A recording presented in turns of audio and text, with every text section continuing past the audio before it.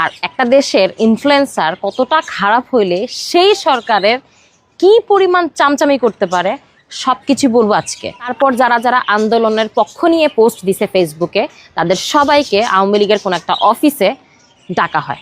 That means সেখানে আমিও ছিলাম। যদি আমরা সেই অফিসে না যাই, সামনাসামনি আমরা মিটিংয়ে না বসি, আমাদের যত সমস্ত ক্ষয়ক্ষতি করার তারা করবে বলে আমাদেরকে থ্রেট দেয়। তারপর আমরা অনেকটা বাধ্য হয়ে, মানসিকভাবে অনেকটা ডিপ্রেসড হয়ে আমরা সেই অফিসে যাই। যাওয়ার পরে যে সিনারি দেখি সেই ইউটিউবারের কি পরিমাণ চামচামি যে সে যে করতেছিল।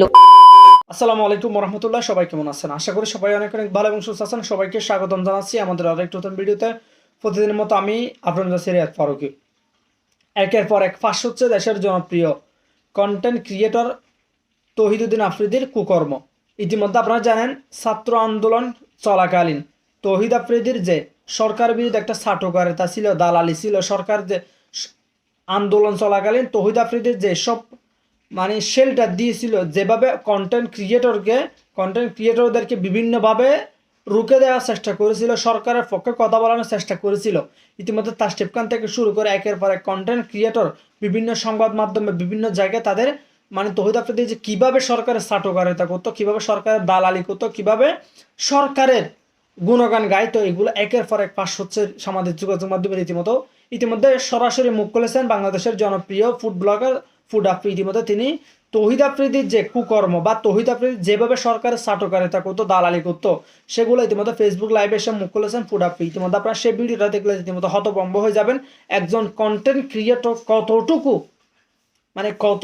কতভাবে যে সরকারের দালালি করতে পারে বা কতভাবে সে সরকারের ছাটকারিতা করতে পারে। ভিডিওটা আর বেশি কথা বাড়াচ্ছি না, ভিডিওটি লম্বা হয়ে যাবে, তো আমি সরাসরি ফুড আফ্রির সে ভিডিওটা দেখবো। প্রথমে ক্ষমা আছে নিচে আমি এরকম একটা থাম্বনেল দেওয়ার জন্য সবার কাছে আন্তরিকভাবে ক্ষমা প্রার্থী। আর বেশি কথা না বলে আমরা তৌহিদ আফ্রিদি কুকর্ম প্রসঙ্গে বা তৌহিদ আফ্রিদি প্রসঙ্গে যে সরকারের বা ছাত্র আন্দোলন চলাকালীন তৌহিদ আফ্রিদি যেসব কুকর্ম তিনি কিভাবে শেল্টার দিয়েছেন তার মুখ থেকে আমরা একটু বিস্তারিত। আমি একটা ভিডিও আপলোড করি যেটা ছিল কেরানীগঞ্জের উন্নয়ন নিয়ে। এরপর যখন নির্বাচনটা কমপ্লিট হয়ে গেল, এরপর পরই যে সমস্ত কন্টেন্ট ক্রিয়েটররা সরকারি প্রজেক্টে ভিডিও বানাইছে তাদেরকে একটা সেলিব্রেশন পার্টিতে ডাকা হয়, এবং সেই পার্টিতে অলমোস্ট বড় বড় কন্টেন্ট ক্রিয়েটর থেকে শুরু করে একদম আন্ডার 18 যে কন্টেন্ট ক্রিয়েটর তারাও সেখানে উপস্থিত থাকে। স্বাভাবিকভাবে সেই পার্টিতে আমিও যাই, কারণ দেশের বড় বড় ইনফ্লুয়েন্সাররা কন্টেন্ট ক্রিয়েটররা আসবে, সেই জায়গায় একত্রিত হওয়ার সুযোগ হাতছাড়া করার তো কোনো কারণ নাই। সেই সেলিব্রেশন পার্টিটা হয় ঢাকার গুলশানের একটা ক্লাবে। ওখানে যাওয়ার পরে দেখি পুরো বিষয়টাকে হোস্ট করতেছে বাংলাদেশের সেই টপ ইউটিউবার। ওখানে নানান ভাবে সরকার কি কি করছে, সরকার কি কি করে নাই, সরকারের গুণগান সবকিছুই বলা হচ্ছে। তো যাই হোক, বিষয়টা আমরা অত বেশি পাত্তা দিই নাই। আমরা আমাদের মতন করে এনজয় করতেছিলাম, ছবি তুলতেছিলাম, আমরা ফানি ফানি কন্টেন্ট বানাচ্ছিলাম, কেউ কেউ কোয়েশ্চেন অ্যান্সার, এই ধরনের অ্যাক্টিভিটিস আমাদের মধ্যে ছিল। হুট করে ডিনারের শেষে দেখলাম একটা পাশে কিছু একটা হচ্ছে। জিনিসটা আমার কাছে একটু খটকা লাগে, কারণ জায়গাটা একটু অন্ধকার ছিল। তো আমি বোঝার চেষ্টা করি যখন আসলে হচ্ছেটা কি। আমার তো এই ধরনের কোনো এক্সপিরিয়েন্স নাই বা এই ধরনের জায়গাতে আমি যে অভ্যস্তও না। দেখার পর আমার হাজবেন্ড আমাকে বলে, ইউ ক্যান্ট ইমাজিন ফাবিয়া, এখানে কি হচ্ছে, তোমার এখানে যাওয়ার দরকার নাই, বাই বলো, এখনই এখান থেকে বের হও। আমি জাস্ট অবাক হয়ে যাই, সেখানে সমস্ত কন্টেন্ট ক্রিয়েটরের জন্য আনলিমিটেড মদ খাওয়ার তারা সুযোগ করে দিছে।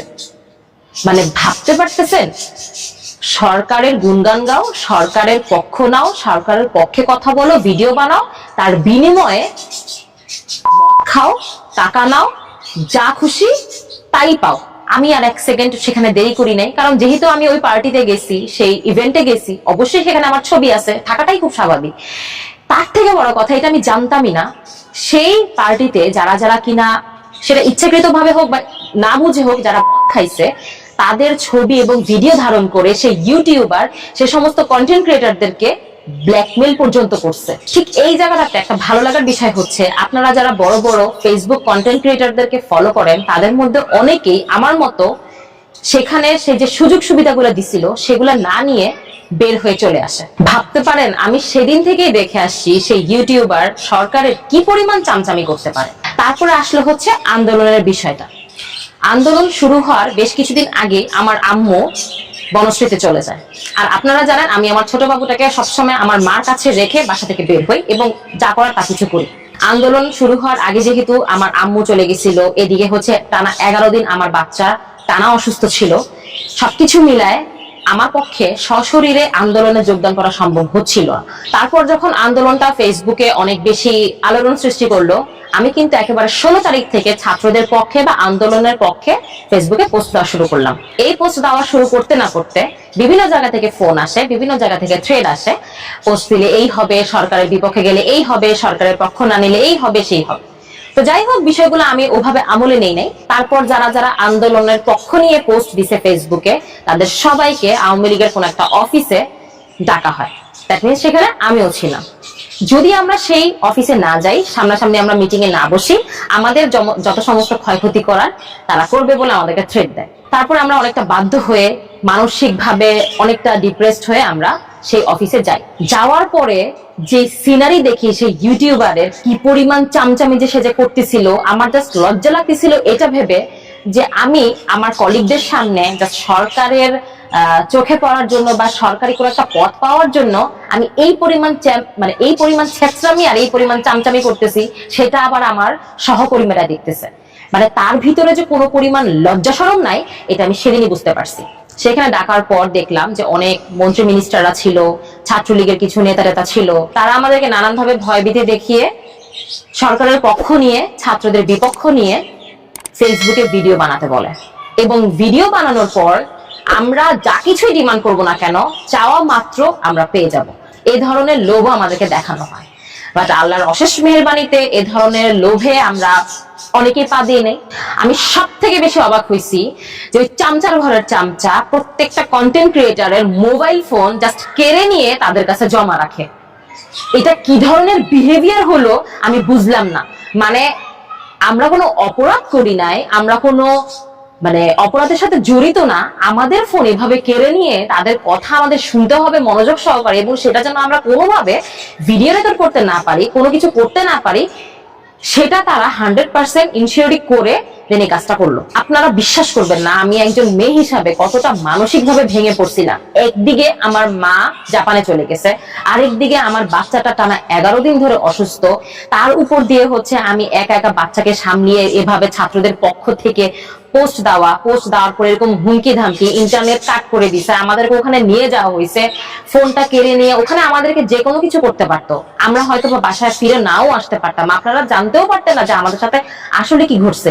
কারণ সেখানে যে আমি যাচ্ছি, আমি যে কাউকে জানাবো, কোথাও আমি পোস্ট দিব বা কোথাও আমি একটা লোকেশন শেয়ার করবো, সেরকম কোনো পরিস্থিতি কিন্তু আমাদের ছিল না। আরেকটা বিষয় হচ্ছে ওখানে অনেক কন্টেন্ট ক্রিয়েটরদেরকে ডাকা হয় যারা কিনা ওখানে উপস্থিত থাকে নাই, এবং আমাদের সামনে তাদেরকে উদ্দেশ্য করে বলা হচ্ছিল যে যারা আসে নাই তাদেরকে তারা দেখে নিবে।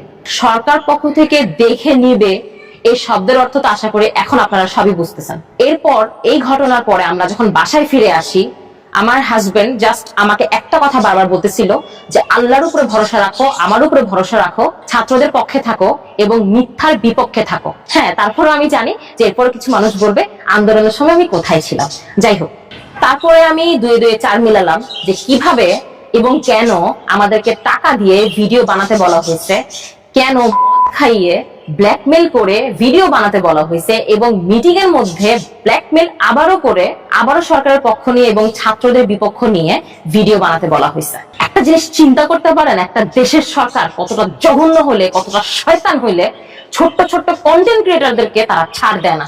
এই সরকার যদি আরো থাকতো এবং এই কন্টেন্ট ক্রিয়েটর গুলোকে নিয়ে যে কি করতো, সেটা আল্লাহ একমাত্র ভালো বলতে পারবে। যাই হোক, সরকার যেমন তেমন, আমার সব থেকে কষ্ট লাগার বিষয়টা হচ্ছে একজন ইনফ্লুয়েন্সার হয়ে যাকে কিনা কোটি কোটি মানুষ ফলো করে, তাকে অ্যাডমায়ার করে, সে কিভাবে এই ধরনের কাজকে সাপোর্ট করে সরকারের পিছনে দিনের পর দিন চামচামি করতে পারলো।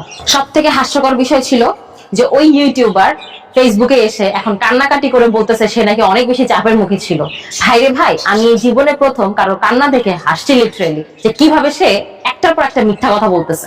সালমান মুক্তাদির ভাইয়া, কাফি ভাইয়া এবং যারা আন্দোলনে একেবারে সশরীরে গিয়ে একেবারে সোচ্চার ছিল, তাদেরকে সত্যি অনেক ধন্যবাদ যে তারা যদি এভাবে আমাদের পাশে না দাঁড়াতো বা ছাত্রদের পাশে না দাঁড়াতো, অনেক কিছু হয়তো বা আমরা মিস করতাম। আর যুগে যুগে এরকম সাহসী মানুষ যে সবাই হতে পারবে এরকম কোনো কথা নেই। যার জায়গা থেকে যে যতটুকু সাপোর্ট করছে তাকে অতটুকু অ্যাটলিস্ট অ্যাপ্রিসিয়েট করতে শিখেন। লাস্ট একটা কথাই বলবো, যে সমস্ত ইউটিউবারদেরকে আপনারা ফলো করেন বা যাদের দ্বারা আপনারা ইনফ্লুয়েসড হন বা আইডল মনে করেন, একটু বুঝে শুনে তাদেরকে ফলো করবেন, বোঝার চেষ্টা করবেন তাদের আসল রূপটা আসলে কেমন। আজকে বিদায় নিচ্ছি, ভালো থাকবেন, আমার জন্য দোয়া করবেন। আল্লাহ হাফেজ।